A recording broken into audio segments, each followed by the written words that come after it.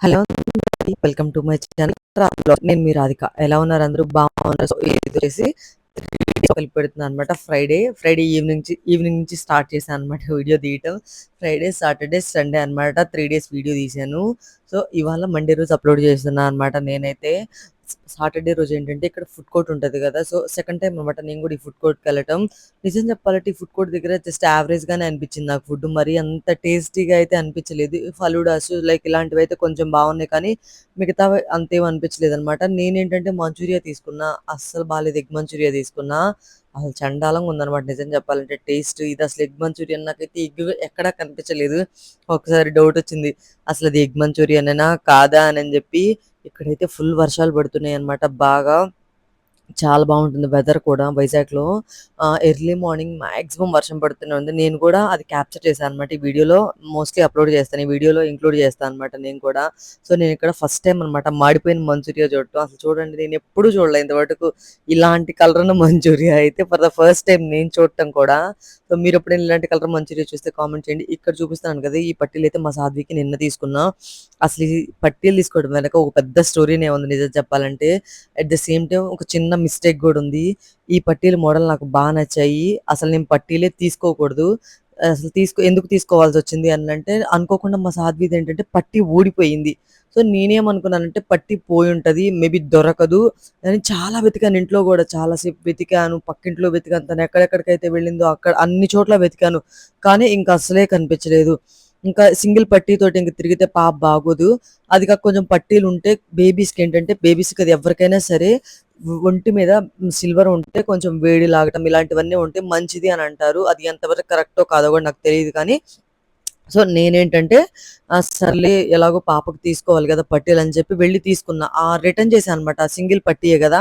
ఇంకేం చేసుకుంటాం మనం పెద్దగా యూజ్ కూడా ఉండదు దాంతో మనకని చెప్పి రిటర్న్ చేసేసా అనమాట. రిటర్న్ చేసేయి ఇంటికొచ్చాను. పట్టీలు కూడా ఏం చేశానంటే ఈసారి అక్కడే వాళ్ళ చేతే కటింగ్ ప్లేయర్స్ ఉంటాయి. వాళ్ళ దగ్గర చిన్న చిన్న కటింగ్ ప్లేయర్స్, పట్టీలు నొక్కుకునే కటింగ్ ప్లేయర్స్ ఉంటాయి స్పెషల్లీ.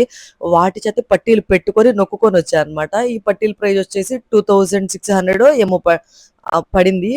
పడితే ఆ పట్టీకి రూ. 550 కట్ చేసుకొని 2100 ఏమో ఈ పట్టీలు కొత్త పట్టీలు కట్టా అనమాట. సో, ఇంటికొచ్చి ఆ రోజైతే నేను పట్టీ పోయిన రోజు సాటర్‌డే రోజు పట్టీ పోయింది. అసలు ఆ రోజైతే మొత్తం వెతికాను. బెడ్ అంతా వెతికాను, ఇల్లంతా వెతికాను ఎక్కడా కనపడలేదు. నేనేం చేశానంటే నిన్న నైటు సండే నైట్ సర్లే చూద్దామనని చెప్పి, చూద్దామని గూడా అనుకోలే. నార్మల్‌గా ఇంకెలాగో కొత్త పట్టీలు కొనుక్కున్నాం గదా! కొంచెం హ్యాపీ మూమెంట్‌లో నేనేం చేశానంటే నార్మల్‌గా బెడ్ దులిపాను. రోజు బెడ్ ప్రతి పూట మార్నింగ్, ఈవినింగ్ బెడ్ దులుపుతాను. సేమ్ ఎక్కడైతే నేను పట్టీ చూసానో అక్కడ గూడా మా పాప కూర్చొనుంటే తీశాను గూడా తనని. కానీ అప్పుడు నాకసలు కనిపించలేదు, తగలలేదు. నేను చూస్తూనే ఉన్నాను. అస్సలు కనపడలేదు. కానీ అప్పుడసలు నేను క్యాజువల్‌గా నార్మల్‌గా బెడ్‌షీట్ మారుస్తున్నాను. ఏంటా ఇక్కడ మెరుస్తుందని చూస్తే అక్కడ పట్టీ ఉంది. నేను పట్టి పోయినప్పుడే అనుకున్నా బలంగా నా సొమ్ము గట్టిదైతే అంటారు కదా పెద్దవాళ్ళు సామెతలు. గట్టిదైతే ఖచ్చితంగా నా దగ్గరికి తిరిగొస్తదని చెప్పి నేను అదే అనుకున్నాను. సర్లే పోతే పోయిందిలే అని చెప్పి వదిలేసా పట్టియే కాబట్టి. కానీ దొరికినప్పుడు భలే హ్యాపీగా అనిపించింది. ఇంకేం చేస్తాం. ఒక పట్టీ ఏమో షాప్‌లో ఇచ్చాం. ఇప్పుడు ఒక పట్టీ ఉంచుకొని ఏం చేయలేం కదా! మనం ఎలాగో 2 ఇస్తే కొంచెం అమౌంట్ కలిసొచ్చిద్ది. సింగిల్ పట్టీ ఇచ్చినప్పుడు ఏంటంటే వెయిట్ ప్రకారం తీసుకున్న కొంచెం తగ్గించే తీసుకుంటారు. మనం వెండి కొనేటప్పుడు ఉన్న ప్రైస్ తీసుకునేటప్పుడు ఎట్ ద సేమ్ అదే ప్రైస్‌కి తీసుకుంటాము. ఆ రోజు ఎంత ప్రైస్ ఉంటే ఆ రోజుకి తీసుకుంటామంటారు గానీ అలా ఏం తీసుకోరు. చాలా తగ్గించి తీసుకుంటారనమాట. ఇంకా సర్లే అని చెప్పి ఆ 550 ఇచ్చి ఆ పట్టీ కూడా వెనక్కి తీసుకొచ్చా. ఇప్పుడేంటంటే తనకు 2 పెయిర్స్ అయినాయన్నమాట.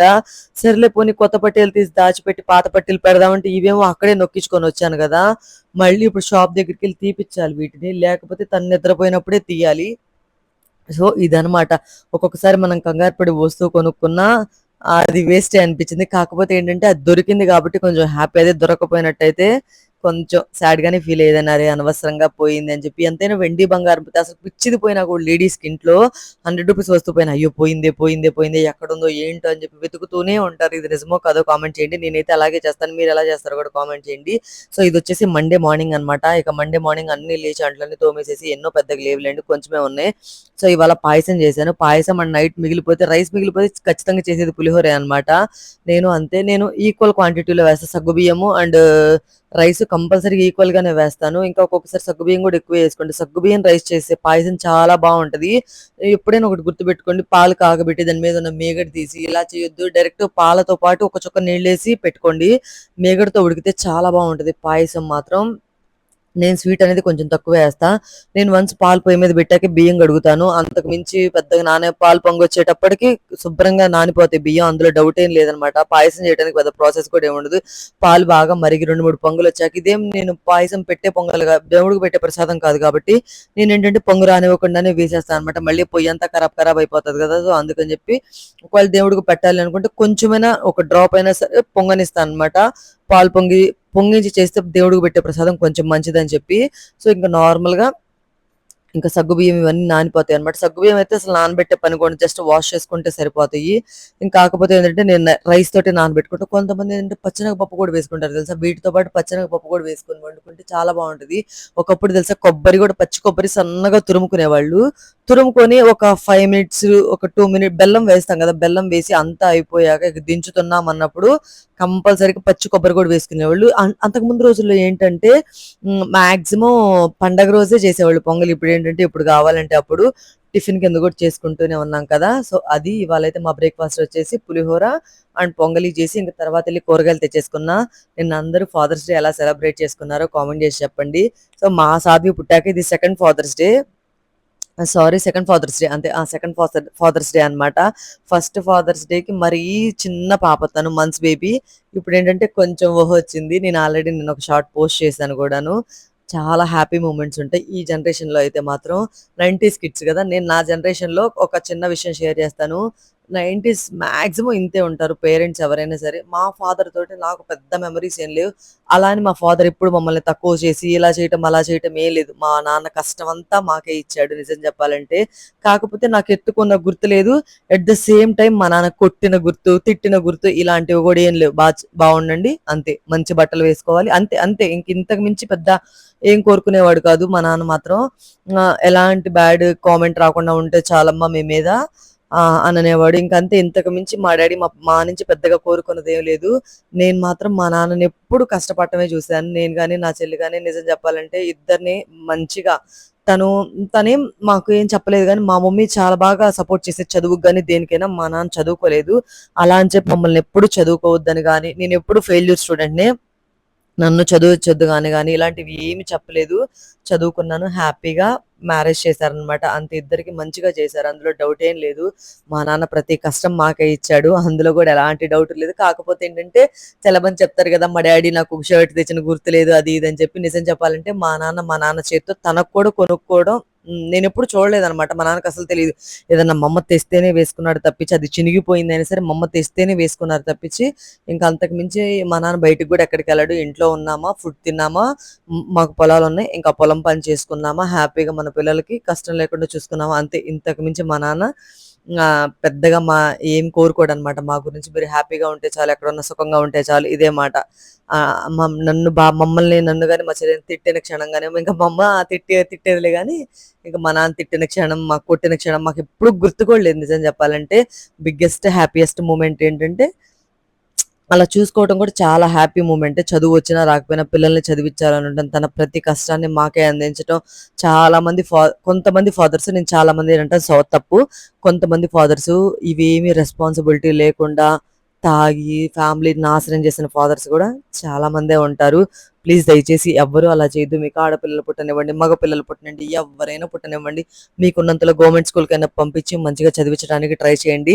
కాకపోతే ఇప్పుడు మా సాధ్విని చూస్తున్నాను గదా! అయ్యో! నాకు ఇవన్నీ జరగలేదే, మిస్ అయ్యానే అని అనిపిస్తది గానీ, అవన్నీ ఫుల్‌ఫిల్ చేయటానికి కూడా అశోక్ ఉన్నాడు. అందులో నాకెలాంటి డౌటు లేదనమాట. ఇంకా అప్పుడు హ్యాపీనే. పేరెంట్స్ దగ్గర ఉన్నప్పుడు ఇప్పుడు హ్యాపీనే. అందులో ఎలాంటి డౌటు లేదు. ఇప్పుడు మా సాధ్వి అయితే ఇంకా బాగా ఎంజాయ్ చేస్తూ ఉంటదనమాట వాళ్ళ నాన్నతోటి.